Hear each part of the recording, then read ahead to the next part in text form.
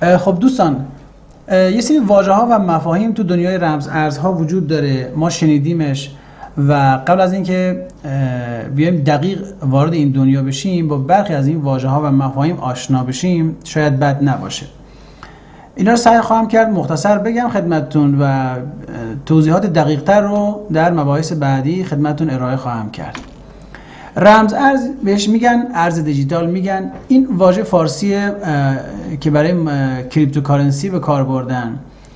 بیت کوین زیاد شنیدین، اولین رمز ارز دنیا هست، اولین رمز ارزی که پا بر عرصه وجود گذاشت و الان هم بیشترین پولی که تو این دنیا هست توی بیت کوین میچرخه، نماد اختصاری BTC.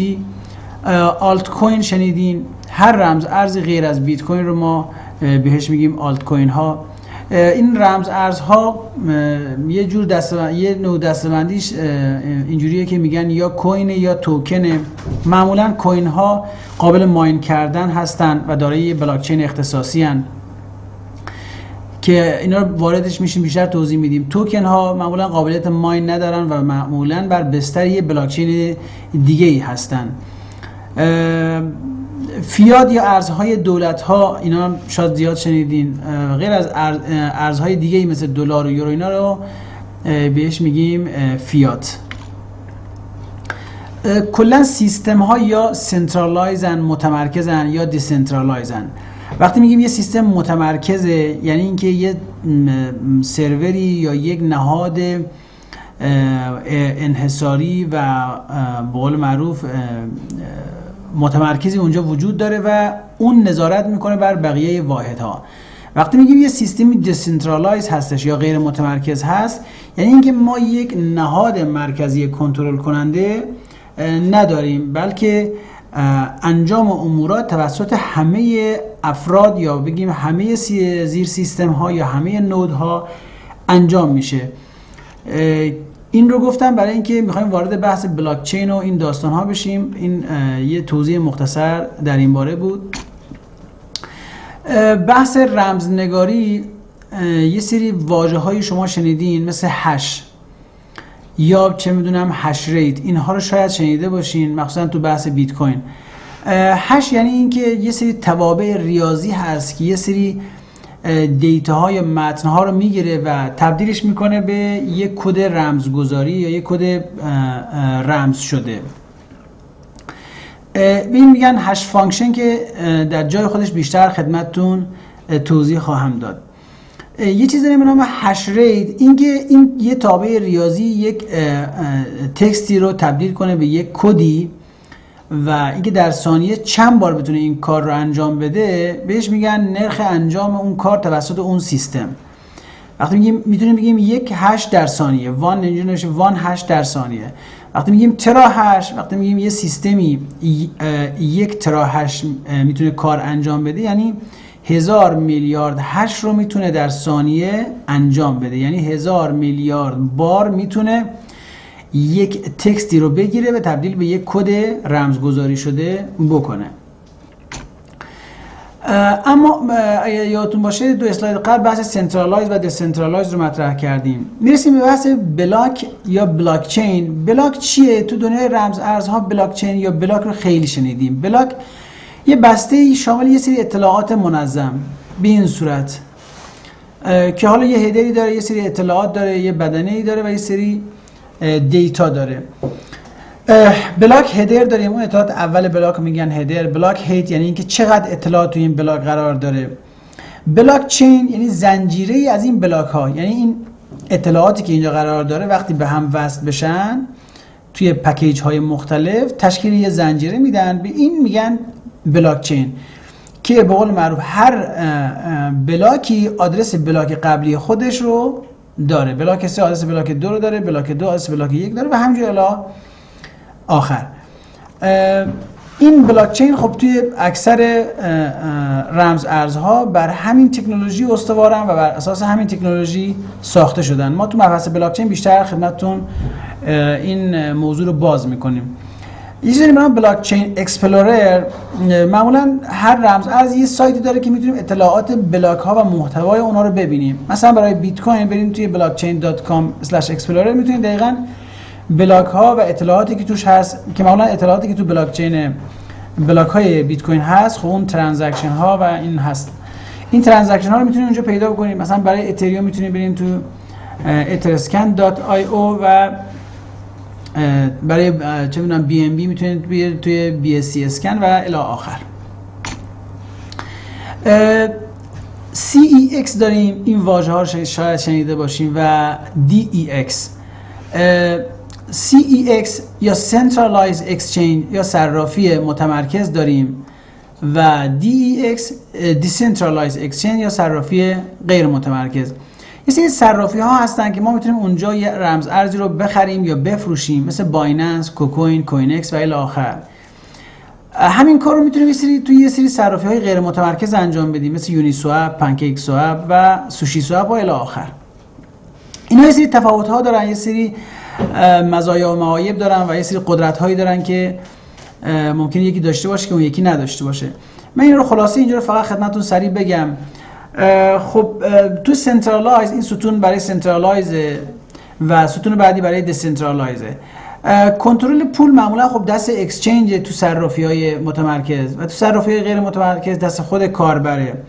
راحتی کار تو صرافی‌های متمرکز خب راحت‌تره، خیلی خدمات بهتری داره. تو صرافی‌های غیر متمرکز به اون اندازه راحت نیستش. ناشناس بودن خب تو صرافی‌های متمرکز اینجوری نیست، اونقدر ما ناشناس نیستیم، دقیقاً ما وریفیکیشن انجام میدیم، هویتمون باید مشخص باشه. تو صرافی‌های غیر متمرکز نه، هویتمون نیازی نیست مشخص بشه. بحث هک شدن خب تو صرافی‌های متمرکز، البته اینجا نوشته yes یا no، اینجوری نیست که صرافی‌های غیر متمرکز هک نشن، ولی منظورش اینه که احتمال این که صرافی‌های متمرکز هک بشن خب شاید بیشتره. فیچرهایی که داره معمولا صرافی‌های متمرکز خیلی پیشرفته‌تر هستن، فیچرها و ویژگی‌های بهتری دارن. بحث نقدینگی، یعنی که من هر وقت بخوام این رمز ارز رو بتونم بفروشم یا بخرم، توی صرافی‌های متمرکز بیشتر هست نسبت به صرافی‌های غیر متمرکز.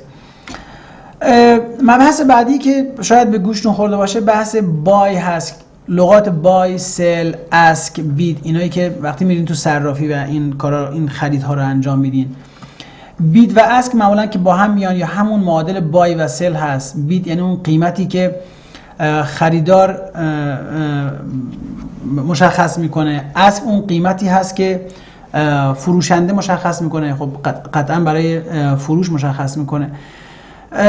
بحث اوردر بوک هست یا دفتر سفارشات، اون سفارشاتی هست، اون رمز ارزهایی هست که خریداران گذاشتن برای خرید یا فروشندگان گذاشتن برای فروش، که توی اکثر صرافی ها این رو میتونین ببینین.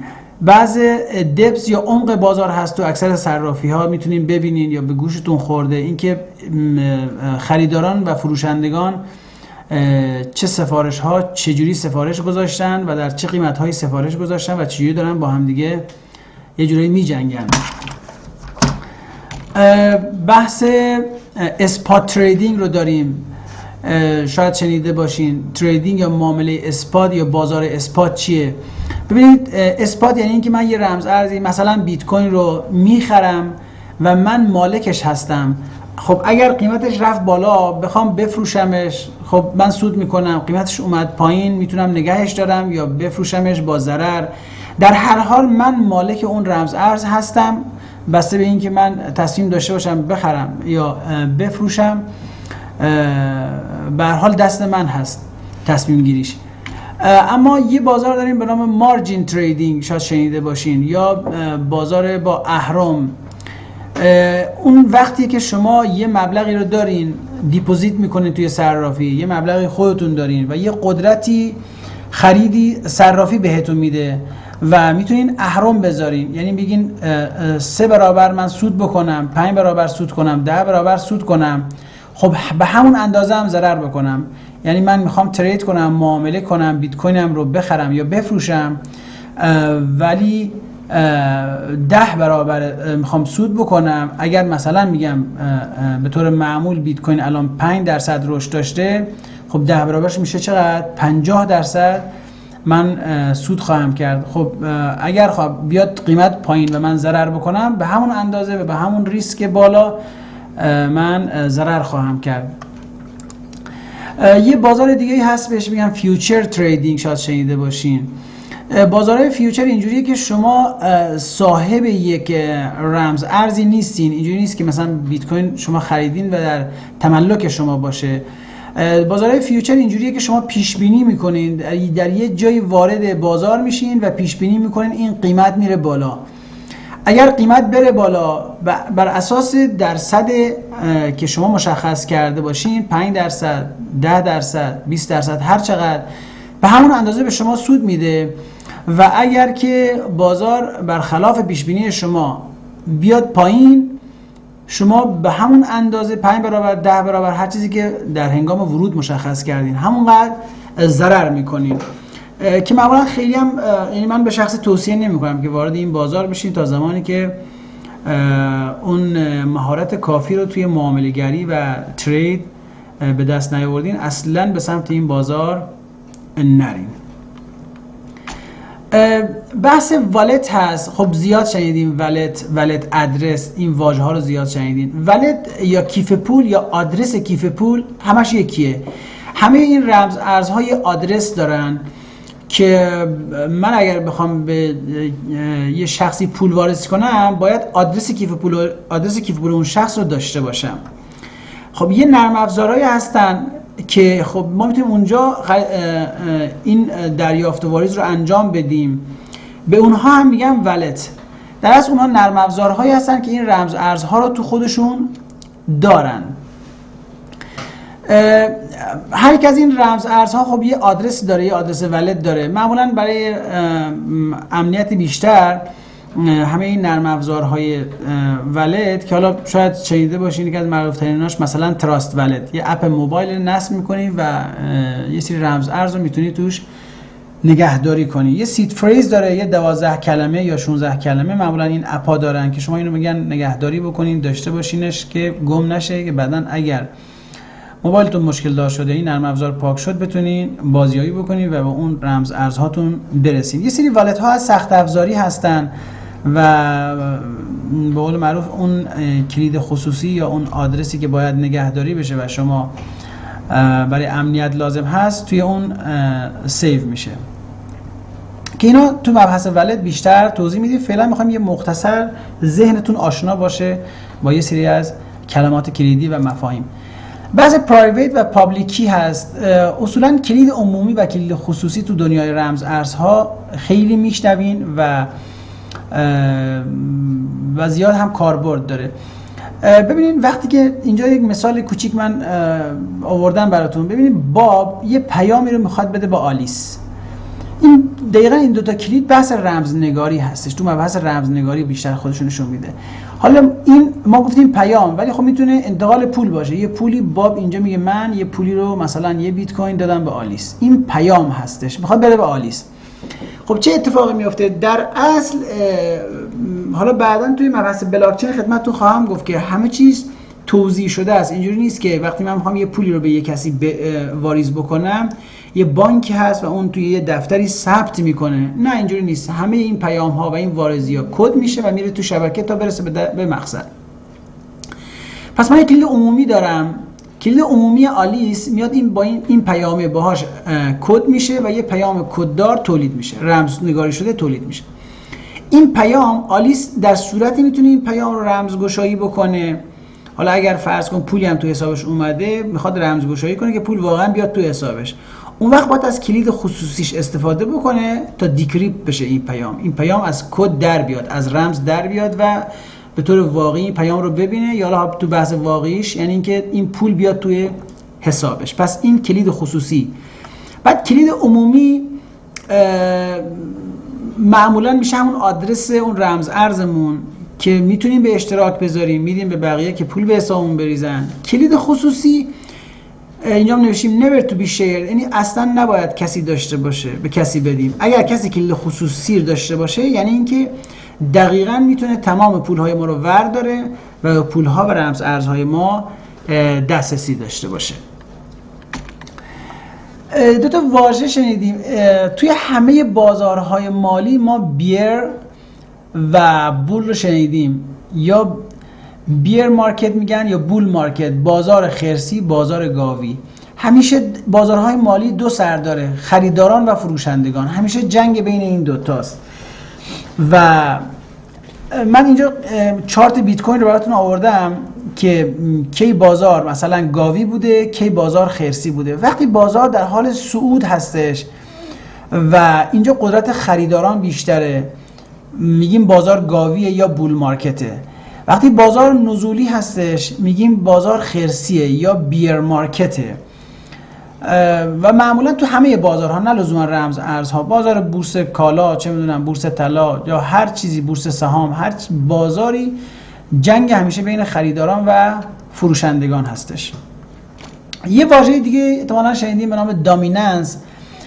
دامیننس میگن مثلا دامیننس بیت کوین چقدره، دامیننس اتریوم چقدره، دامیننس بیت کوین چقدره، دامیننس کل آلت کوین ها چقدره. حجم پولی که توی هر رمز ارز هست ما میگیم دامیننس اون رمز ارز یا قدرت چیرگی اون رمز ارز. اگه نگاه کنین، حالا من زمانی که من ضبط کردم بیت کوین دامیننسش 48% بوده، یعنی 48% کل پولی که تو این دنیای رمز ارز هست، تو بازار رمز ارزها هستش، مربوط به بیت کوینه.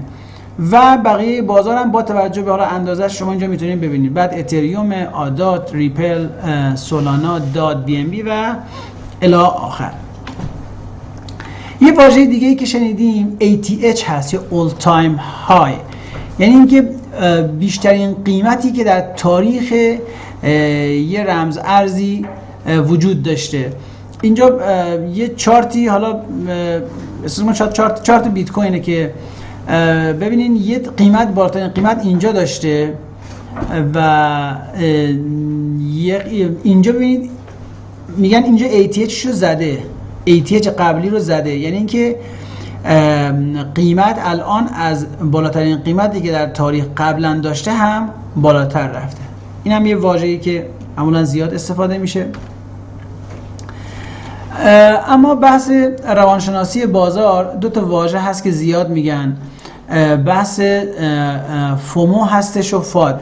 فومو یا fear of missing out، ترس از جا موندنه. میگن آقا شما دوچار فومو نشی، یه وقتایی قیمت داره میره بالا، ما میترسیم جا بمونیم، میام چیکار میکنیم؟ وارد بازار میشیم و خب از همونجا ممکنه بازار بریزه و به مشکل بر بخوریم. بعضی وقتا میگن شما دوچار فاد نشی، یه وقتایی فاد یا fear, uncertainty and doubt، ترس، شک و تردید.